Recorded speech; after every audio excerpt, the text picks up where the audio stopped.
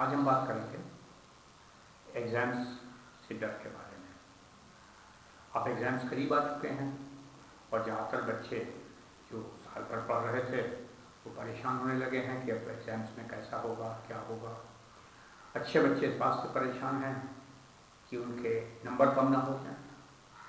जिन्होंने बहुत मेहनत नहीं करी थी, मध्यम क्षमता वाले बच्चे थे, उन बच्चों की समस्या ये है कि वो बच्चे ये चाहते हैं कि ऐसा न हो कि पता लगा जो हमने पढ़ा वही ना आए। और जो कमज़ोर बच्चे हैं वो इस बात से दुविधा में हैं कि हमने तो कुछ ठीक से पढ़ा ही नहीं है, पता नहीं पास हो भी पाएंगे कि नहीं हो पाएंगे। स्थिति कोई भी हो, ना तो एग्ज़ाम्स की डेट बदलने वाली है और ना ही ये होगा कि आप परीक्षा देने से बच जाए, क्योंकि एग्ज़ाम भी देना ही है और एग्ज़ाम्स की डेट भी फाइनल हो ही चुकी है। ऐसी स्थिति में ज़रूरी हो जाता है कि आप जो कुछ आपने आज तक किया है उस पर अपना विश्वास रखें, धैर्य बनाए रखें और मेहनत करें। रास्ता क्या है? रास्ता एकमात्र ये है कि आपने अब तक जो भी पढ़ा है उसको ठीक से पढ़ें, धैर्य से पढ़ें और मन को शांत रखें। देखिए, होता ये है कि जब मन अशांत होता है तो ऐसी स्थिति में जो हमारे बॉडी से स्ट्रेस हार्मोन सेक्रीट होते हैं, हमारी बॉडी से जो स्ट्रेस हार्मोन्स निकलते हैं, ये हमारे नर्वस सिस्टम के कोऑर्डिनेशन को या जो सामंजस्य होता है उसको बिगाड़ देते हैं, उस संतुलन को तोड़ते हैं, नष्ट करते हैं। ऐसी स्थिति में क्या होता है कि यदि आप बहुत डरे हुए हों तो जो कुछ आपको आता है वो भी आप भूलने लग जाते हैं। आप बहुत अच्छी तैयारी आती है, पर अगर आप बहुत डरे हुए हैं तो हो सकता है कि आते हुए प्रश्न भी आप भूल जाएं। तो इसलिए सबसे पहली चीज़ जो आपको करनी है वो ये कि आपको डर से बचना है। आपको डरना बिल्कुल नहीं है। इसके मोटे तौर से आप उदाहरण ये ले सकते हैं कि आप कभी सड़क पर जा रहे हो और अचानक कोई दुर्घटना घट जाए। जब दुर्घटना घटती तो आपको समझ में नहीं आता कि आप करें क्या। उस समय आप इतना घबराए हुए होते हैं, इतना परेशान होते हैं, इतना ज़्यादा डरे हुए होते हैं कि आपके जो निर्णय लेने की क्षमता होती है वो और जो आपकी बुद्धि होती है, दोनों के बीच का सामंजस्य बिगड़ने लग जाता है और आप तत्कालिक निर्णय जल्दी से नहीं ले पाते। पर यदि आप ऐसी स्थिति में भी अपने मन को शांत रखते हैं तो आपको उपाय समझ में आते हैं। अगर आप गिर पड़े हैं तो आप उठ के खड़े होते हैं, अगर आपकी मोटरसाइकिल स्कूटर गिर पड़ी है तो आप उसको उठाते हैं और उसके बाद आराम से धैर्य से अपने आप को चेक करते हैं, देखते हैं कि कहीं कुछ गड़बड़ तो नहीं है, कि सब कुछ ठीक है। अगर आपको कुछ गड़बड़ लगती है तो आप उसके हिसाब से अपने परिवार को संपर्क करते हैं या अपने जानने वालों को संपर्क करते हैं। पर यदि आप डर जाएँ बिल्कुल, आप अपने जो चैतन्यता है, जो विवेक है, अगर आप वो खो दें तो आपसे कोई पूछे कि आप अपने पिताजी का या माताजी का या घर का परिवार का नंबर बता दिए, शायद वो भी बताने की आप स्थिति में नहीं होंगे, क्योंकि आपका जो मानसिक संतुलन है वो इतना असंतुलित होता है। आपके स्ट्रेस हार्मोन्स ने आपके नर्वस सिस्टम को इतना ज़्यादा प्रभावित कर दिया होता है कि आप विवेकपूर्ण निर्णय लेने की स्थिति में नहीं होते।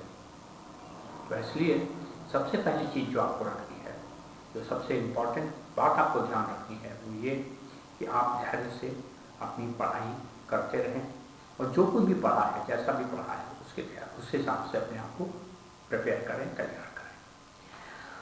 होता यह है कि जो बच्चे बहुत तेज होते हैं उनके साथ समस्या ये होती है कि उनको हर समय एक डर रहता है मन में कि कहीं हमारा परसेंटेज खराब ना हो जाए, कहीं हमारे नंबर कम ना हो जाए, कहीं हम पिछड़ ना जाएं।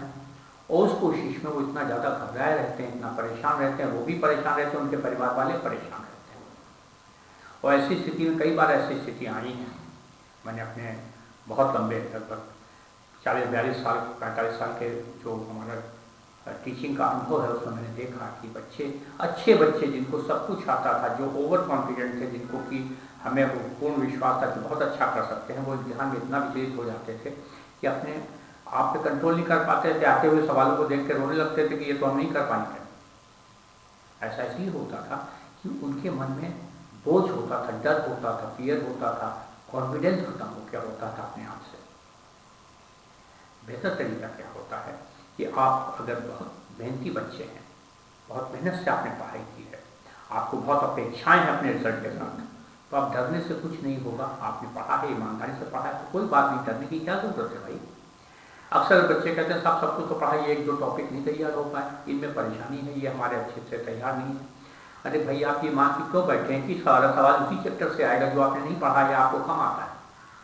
पूरा पेपर पढ़ा हुआ है, बहुत सारे दूसरे भी सवाल होंगे, और आप तो मेहनती बच्चे हैं, आपने अच्छे तरह से पढ़ा हुआ, तो आपको तो मालूम है कि आपने कितनी ईमानदारी से पढ़ाई की है। तो यदि कुछ नहीं आता तो आप उसे भूल जाएं। अगर आपको लगता है कि नहीं एक आध दिन में कोशिश करके हम तैयार कर सकते हैं तो प्रयास करें, वरना उसके पीछे आप अपने पढ़े हुए चैप्टर्स को बर्बाद न करें। जो आपको आता है उसको बर्बाद न करें। ऐसा न करें कि पता लगा कि आपको आता था उसको भी घबराहट में भूल गए। तो ये चीज़ हमेशा ध्यान रखें कि जो मेहनती बच्चे होते हैं उनको कभी दिक्कत नहीं होती है। अगर कुछ एक आध चैप्टर का पोर्शन फंसा हुआ है, कहीं नहीं आ रहा है, कुछ चीज़ समझ में नहीं आई है, तो डरने की कोई बात नहीं है। आप बेफिक्र होकर रहिए, आप पढ़िएगा, आपने ईमानदारी से पढ़ा है। अगर आपने 95% 90% चैप्टर तैयार हैं आपके, तो आप ये क्यों सोच के चल रहे हैं कि बचे हुए जो सवाल आपने नहीं पढ़ा है, जो चैप्टर आपका छूटा है उसी में तो सवाल आने वाला है। मान लीजिए आता भी है, तो आप ये सोचिए कि उस एक नंबर के या एक चैप्टर के सवाल की तैयारी के लिए आप अपने 95% को स्पॉइल क्यों करें। इसलिए जितना आपका तैयार है आप उसको प्रॉपरली प्रिपेयर कीजिए और कॉन्फिडेंट होकर एग्जाम देने जाइए। आपका पेपर अच्छा होगा, आप बढ़िया करेंगे, आप अच्छे मार्क्स लाएंगे। और एक चीज़ जो हमेशा आजकल सभी लोग बताते हैं वो ये कि नंबरों की दौड़ में आप दौड़ते रहेंगे तो अपनी प्रतिभा को संकुचित कर देंगे। नंबर लाना अच्छी चीज़ है, कॉम्पिटिशन टफ है, आपको आगे बढ़ने के लिए बहुत मेहनत करनी है। आपको आगे जाने के लिए कॉम्पिटिशन क्वालिफाई करने के लिए मेरिट में हाई पोजीशन अटेन करनी है। पर उस सब के लिए सबसे बड़ी चीज़ ये भी तो है ना कि आपका धैर्य, आपका जो परिश्रम है, जो आपने परिश्रम से सीखा है, पढ़ा है, उतना तो आप उपयोग कर सकें, वो तो बर्बाद ना होने पाए। तो पहली चीज़ ये ध्यान रखिए, जो बहुत मेहनती, बहुत मेधावी बच्चे हैं वो बिल्कुल डरे नहीं। वो ये मान के चलें कि हमने ईमानदारी से पढ़ा है, मेहनत से पढ़ा है और हमको जितना आता है उतना बेस्ट करके आएंगे और डरने की कोई ज़रूरत नहीं है। जो नहीं आता है उसको छोड़ देंगे। यदि 1-8% कोई चीज़ ऐसी छूटी हुई है जो आप नहीं समझ पाए थे या ठीक से समझ में नहीं आ रही है, जिसके ऊपर विश्वास पैदा नहीं हो रहा, आप उससे भूल जाइए, आप उसकी चिंता मत कीजिए। क्योंकि अब समय इतना नहीं है कि आप उस एक चैप्टर के लिए अपने जो आपके बाकी के 90% 95% चैप्टर तैयार हैं उनको बर्बाद करें। तो इसलिए बेफिक्र हो जाइए, आपने अच्छी मेहनती हैं, ईमानदार हैं, अच्छे बच्चे हैं, आपको डरने की कोई ज़रूरत नहीं। आप सफलता आपको मिलेगी और आप आगे बढ़ेंगे। जो बच्चे थोड़े मध्यम दर्जे के परिश्रम करने वाले होते हैं, जो कभी कोशिश तो करते हैं कि हम ज़्यादा पढ़ लें मगर कोशिश करके भी नहीं कर पाते, कुछ उनकी व्यक्तिगत सीमाएं होती हैं, कुछ उनकी अपनी व्यक्तिगत बाधाएं होती हैं या मानसिक उनके अपनी एक सीमाएं होती हैं। बहुत सारे कारण ऐसे हो सकते हैं कि बहुत सारे बच्चे ऐसे होते हैं जो करना तो बहुत कुछ चाहते हैं मगर शायद नहीं कर पाते। तो उनको भी निराश होने की जरूरत नहीं, बहुत जो है संभावनाएं हैं। आपने जितना पढ़ा हुआ है, अगर आपने साल भर पढ़ा था और आपको लगता है कि नहीं ये हमने 60% तो तैयार कर लिया पर ये 40% हमारा छूटा हुआ है और ये ठीक से तैयार नहीं हो रहा है, तो अगर आपको लगता है कि आपके पास सही दिशा निर्देश देने वाला, सही तरह से समझाने वाला कोई व्यक्ति ऐसा मौजूद है जो जल्दी से जल्दी आपकी वो समस्याएं का निवारण करा देगा, उन समस्याओं का निवारण करा देगा, तब तो आप उसके पीछे पढ़ें। वरना जो आपका तैयार है आप उसको पढ़ें, ईमानदारी से पढ़ें, दोहराएं, प्रैक्टिस करें, लिख के प्रैक्टिस करें और याद करके प्रैक्टिस करें। और उसके बाद जितना नहीं तैयार है उसको भूल जाइए, उसकी चिंता मत कीजिए। अगर आपके पास आपको लगता नहीं अभी हम कोशिश करें तो कर सकते हैं, तो आप कोशिश करें, जरूर करें। क्योंकि अक्सर होता ही है कि हम टीचर को वो बता देंगे मगर वो इतनी दूर रहते हैं, वहाँ तक जाए कैसे। तो ऐसी समस्या में जितनी दूर आप जाएंगे, वहाँ पढ़ेंगे और पढ़ के लौटेंगे, जितना समय आप बर्बाद करेंगे, उतनी देर में जो आप 60% पढ़ा हुआ है उसको आप और ठोस तरीके से तैयार कर पाएंगे। तो आप उसमें सारा मेहनत अपना समय बर्बाद करें, उसमें प्रयास करें। हाँ, अगर आसपास ऐसा आपको उपलब्ध है सुविधा कि आपको कॉलेज में या आपके जो आसपास कोई ऐसा व्यक्ति है जो आपकी वो समस्या निवारण कर सकता है, तो आप उनकी मदद लेके उन समस्याओं निवारण कर लें। पर अगर आपको लगता है कि ये समस्या हमारी निवारण का नहीं हो सकता, ये चैप्टर हमारे प्रिपेयर नहीं हो सकते, ये चैप्टर हमारे वीक हैं, इनको हम कर नहीं पा रहे हैं, तो कोशिश करें कि अगर आप एक बार रीड करके देखें, एक बार पढ़ के देखें, समझ में आते हैं तो ठीक है, वरना भूल जाइए। और जितना बचा हुआ पोर्शन है, जितना बचा हुआ सिलेबस है, जो आपको तैयार है, जिसको आपको लगता है कि आसानी से कर सकते हैं, वो करिए। सारे पेपर्स में हर बच्चे की क्षमताएं बराबर नहीं होती। किसी को फिजिक्स में प्रॉब्लम होती है, किसी को संस्कृत में प्रॉब्लम होती है, किसी को जो है वो हिंदी में अच्छे तरह से नहीं लिख पाता, किसी आदमी को इंग्लिश में प्रॉब्लम होती है, किसी व्यक्ति को सारे चैप्टर्स में थोड़ा थोड़ा तो सब में आता है पर बहुत अच्छी तरीके से नहीं आता। तो आपका मान लीजिए कि अगर 5 सब्जेक्ट में से 6 सब्जेक्ट में से 4 सब्जेक्ट बहुत बेहतर तरीके से प्रिपेयर हैं और 1-2 सब्जेक्ट थोड़े वीक हैं, तो उनको तैयार कीजिए और कोशिश ये कीजिए कि आप जितना भी पढ़ें उतना ईमानदारी से पढ़ें, उतना मेहनत से पढ़ें। और अक्सर होता क्या है कि हम दूसरों को दिखाने के लिए क्यों पढ़ें भाई? हमको पढ़ना अपने जीवन के लिए, अपने भविष्य के लिए है, अपनी उन्नति के लिए पढ़ना है। तो हमें मम्मी पापा देखते हैं कि नहीं देखते हैं, कोई जानता है कि नहीं जानता, हम पढ़ रहे हैं कि नहीं पढ़ रहे हैं, वो इम्पोर्टेंट नहीं है। इम्पोर्टेंट ये है कि जो आप पढ़ रहे हैं वो पूरी एकाग्रता से, पूरे मन से, जब आप कोई चैप्टर तैयार करते हैं, आप अपने प्रति ईमानदार हैं। आप जानते हैं कि इस समय मैं पढ़ने बैठा हूँ और मैं ईमानदारी से अपना चैप्टर पढ़ रहा हूँ। आपको कोई देखे ना देखे क्या फर्क पड़ेगा? आप पढ़ रहे हैं, आप जो पढ़ रहे हैं, जो सीख रहे हैं, वो आप ही काम आना है, आप ही का भविष्य का उसका निर्माण होना है, आप ही का भविष्य उससे निर्मित होगा। इसलिए आप कभी भी ये मत देखें कि कोई कहे तो पढ़ें, या हमने इतनी देर पढ़ लिया, पापा ने देखा, पापा खुश हो गए कि हमने बहुत देर पढ़ लिया। ये बातें कोई महत्व नहीं रखती। महत्व ये होता है कि आपने जो पढ़ा वो पढ़ा कितनी ईमानदारी से, कितनी गंभीरता से, कितनी एकाग्रता से, और क्या जो आपने पढ़ा वो आपके मन में जाके स्थिर हुआ, आपके मस्तिष्क में वो स्थिर हुआ, वो आपके परीक्षा देते समय काम आएगा कि नहीं आएगा। ये तभी होता है जब आप अपना मूल्यांकन खुद करते हैं, जब आप ये देखते हैं कि जो हमने पढ़ा वो कैसे तैयार किया था, क्या हम वो उससे रिलेटेड क्वेश्चंस कर पा रहे हैं कि नहीं कर पा रहे हैं, क्या जो चैप्टर हमने पढ़ा था उस चैप्टर से जो रिलेटेड हमारे ओल्ड पेपर्स में दिए हुए हैं, पुराने पेपर में जो दिए हैं, वो हम कर पाएंगे कि नहीं कर पाएंगे। इस तरह से अपना मूल्यांकन करते जाइए और तैयारी करते जाइए। बहुत से बच्चे ऐसे हैं जो जानते हैं कि हम और बेहतर कर सकते थे पर कर नहीं पा रहे हैं, चाहे वो जो भी कारण हो। तो जितना भी आपने किया है उसको तैयार तो करें, क्योंकि अगर अभी आप इस दुविधा में रहेंगे कि अभी तो हमारी तैयारी ठीक से नहीं हो पाई है, इम्तिहान सर पर आ गए हैं और इम्तिहान की डेट और डेट शीट और दोस्तों से इस बारे में बात करने में अगर समय बर्बाद हो जाता है कि अब हम क्या करें, उससे बेहतर ये कि उतनी देर में आप 1-2 चैप्टर तैयार कर लीजिए। अब जब बहुत दिन नहीं बचे हैं तो ऐसी स्थिति में तो अब आपको बातों में या सोचने में या घबराने में टाइम गुजार देंगे तो काम नहीं चलेगा। आपको तत्काल निर्णय लेना है कि आप आज से ही पढ़ाई में जुट जाएं, जितना समय अधिकतम दे सकते हो। तो इसके लिए जरूरी है कि अब आप समय व्यर्थ ना करें, अब आप सोचें नहीं, अब आप डरे नहीं, अब आप ठंडे मन से पढ़ाई शुरू कर दें। और जो बच्चे बहुत अपने आप को कमज़ोर समझते हैं या कमज़ोर होते हैं, क्योंकि कुछ बच्चे ऐसे होते हैं जो एक्चुअली जिसे हम कह सकते हैं कि उनका जो सब्जेक्ट कॉम्बिनेशन उनके पिताजी ने, माताजी ने, परिवार वालों ने ज़बरदस्ती उनको दिलवा दिया, वो शायद उसके साथ कोप अप नहीं कर पा रहे हैं। और ऐसी स्थिति में वो करना तो बहुत चाहते थे मगर उतना अच्छा नहीं कर पा रहे जितना करना चाहिए, एक संभावना हो सकती है। दूसरा ये है कि शायद कुछ बच्चे ऐसे भी होंगे जिनकी मित्र मंडली ऐसी मिल गई होगी जिसने साल भर कभी पढ़ने पर ना खुद ध्यान दिया ना उनको ध्यान देने दिया, और अब उनको ऐसा एहसास हो रहा है इस बात का कि देर हो गई, हमारे पास समय था, हम पढ़ सकते थे।